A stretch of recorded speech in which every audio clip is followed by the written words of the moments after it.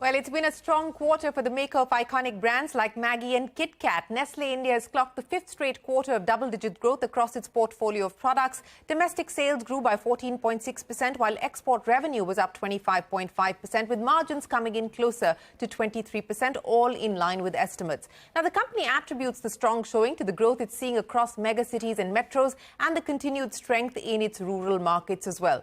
Nestle also continues to expand its manufacturing bases in India with the decision to set up its 10th factory, which will be housed in Odisha.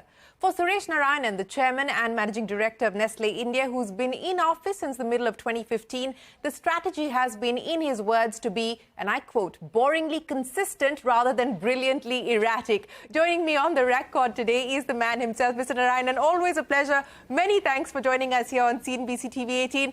I agree with you that consistency is often an underrated virtue, but, you will only get rewarded and appreciated and recognized if you consistently deliver above industry level growths. Subpar consistent metrics will not be appreciated at all, and you've been able to do that. So let me start by asking you, in the immediate term, in terms of volume growth, what's the expectation given the environment, and what's the aspirational volume growth target? Thank you, Shereen. As always, a pleasure participating in your program. Let me just set the context. If you look at the track record, one swallow doesn't make a summer. In the same way, it is not one quarter or two quarters that determines the performance track record and the consistency that I've talked about. The last 26 quarters, Shereen, 21 quarters have been double-digit growth. In that, almost 15 out of the 26 quarters have been quarters of double-digit profit growth. The return on equity of the company is close to 100%. The innovation rate has been clicking at over 5% of sales. The infrastructure, the brands, the digital connect, the analytics and digitization programs of the company have been extremely strong. If you look at the last 6 quarters itself, we've had an average organic growth of about 15% and a volume and mix growth put together of about 6%. The 7-year track record of the company shows an organic growth of close to 11% and an underlying volume growth of 7%, 7 to 8%. So therefore, penetration-led volume growth has been the core strategy of the company. And I can only tell you that going forward, this strategy remains relevant, remains consistent to our competitiveness, and remains the core mantra that we will be using to grow this company, for which new capital investments, new investments in brands, investments in people, infrastructure are all being done. So I can only tell you, Shereen, that I think we are hopefully now coming out into a period of slightly less inflation than what we have seen, and hopefully sets the ground for better volume-led growth. If I could ask you to quantify that for us, you said that the environment as far as inflation is concerned is looking better, and we're coming off, decadal high inflation that we saw in 2022 particularly. What could that mean in terms of volume growth, if you can quantify that on the back of what you've just articulated for us? Look, if you look at our 2022 results, the company grew by about 14% in turnover terms. In that 14%, about 10% was organic growth, value growth, and about 4% was volume growth. The trend for the company was about 7 to 8% volume growth, which in a period of high inflation, and you would recall, Shereen, that 2022 saw unprecedented inflation. The inflation of 2019, 20 and 21 was less than the inflation in 2022. So in 2022, we had a 10% organic growth and a 4% volume growth. Going forward, at the first half of this year, we have had about 4 to 5% volume growth and mixed growth coming in. Going forward, if the inflation moderates, and there is a big if to that, the volume growth would get back into the trend line for the company, which is the 7 to 8% volume growth that we have seen.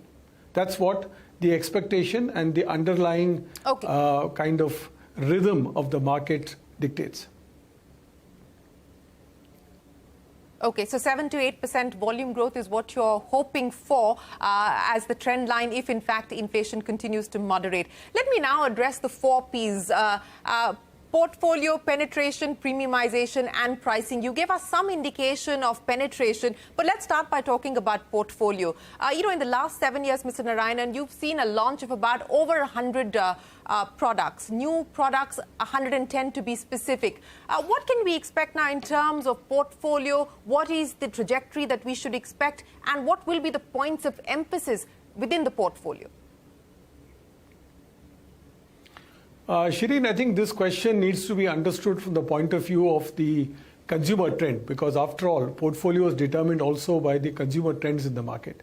There are 3 broad trends that one is seeing in the market. One is a strong trend towards premiumization of brands. So consumers are trending up in terms of certain categories, brands, and certain preferences. Secondly, there is a strong preference for brands which have got high quality, safety and nutrition embedded in those categories. And the third, in a situation of still continuing economic stress of some sort or the other, there is a play also on the mainstream and on the price points. Nestle operates in all these 3 spaces. So I am seeing premiumization happening across the portfolio. So all categories of the company, the 4 core categories of the company, are going to see a premiumization thrust. As far as price points are concerned, still our portfolio has about a third of the portfolio which is price point led, which will continue to be astutely managed by a combination of cost efficiencies, recipe efficiencies and pricing. And finally, we will also be looking at getting into some new categories in order to establish the new pillars of growth. As I speak to you, apart from the 110 odd products that have been launched, which you just referred to, there are about 30 odd projects which are on the anvil in terms of new products and new categories. About 10 new product launches have already happened in 2023 in the first half, more to come. So really one is complementing this, Shereen, with an increasing proclivity of small town India, or Bharat as I call it, moving towards our brands. So whether it is tier 2 towns to tier 6 towns or indeed rural markets, this is the time one is seeing that they are actually adopting our brands. So a few years ago, if I were to visit a rural market, let's say in UP or in Madhya Pradesh or any of these states, I would have found at best 2 or 3 SKUs of the company on the shelf. Today I find 10 or 15. With the improvement in infrastructure, which has been undertaken by the government, I think distribution has become much smoother. Access has become much smoother. With the digital revolution and the consumption of data, and India being number 1 on data now, the aspiration seeks availability. And that is really part of the core of the rural strategy that we are looking at as a company. So consumer trends, together with an increasing adoption of brands in small town India and Bharat, is probably what is going to propel the growth of this company forward. So if I were to pick up on what you just said there, Mr. Narayanan, would it be fair to assume that of these new categories and new brands that you spoke of, the 30 new projects that you intend to go through with 10 new products that you said you've already launched in 2023, the focus, the emphasis is going to be to improve and enhance your penetration in Bharat, because that is where you continue to be behind your peers at this point in time? Yeah. That's true. That's true, Shereen. I mean, I get not insubstantial. I mean, 20% of sale is not exactly small for a company of our size, but nevertheless, in relative terms, it is certainly under-leveraged as compared to some of my other competitors. And this is where products are being customized to the Bharat, and also getting into some of the new categories. I mean, one of the categories which is relatively small for us, Shereen, but which for me holds a lot of promise is the Nestle Health Science portfolio.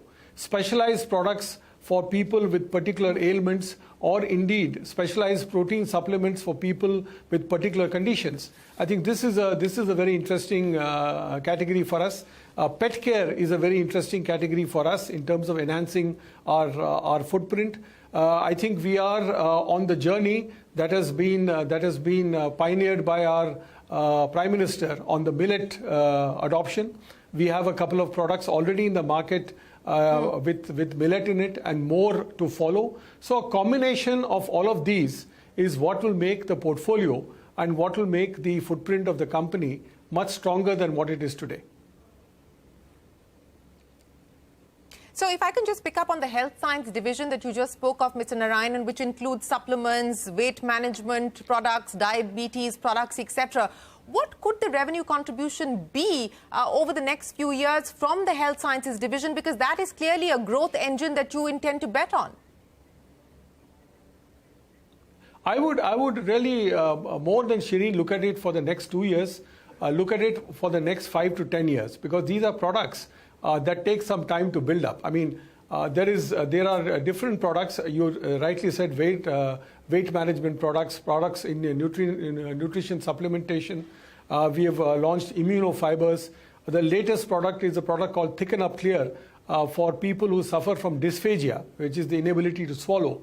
Post recovery cancer patients, and indeed some of the elderly population as well would use this product in order to swallow the food and have a better nutrition intake. Now, this is a category that is relatively slow burn. It will not be a huge revenue spinner for the company going forward, but in the next 5 to 10 year horizon, I see these businesses contributing anywhere between 2 to 5% of business, which I think would be which will be a good milestone as far as these businesses are concerned. More importantly, they reinforce the nutrition credentials and the scientific credentials of the company that has a halo effect on the entire portfolio. And that to me is the more exciting proposition that is important in these categories.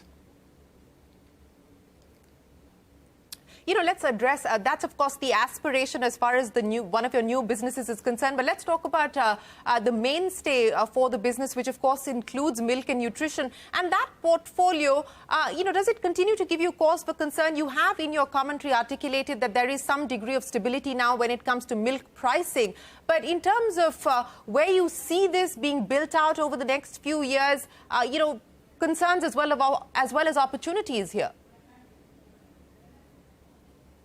Look, I think the overall scenario on commodities, I mean, I think I had mentioned this earlier also in our conversation. Food inflation continues to be a cause of concern.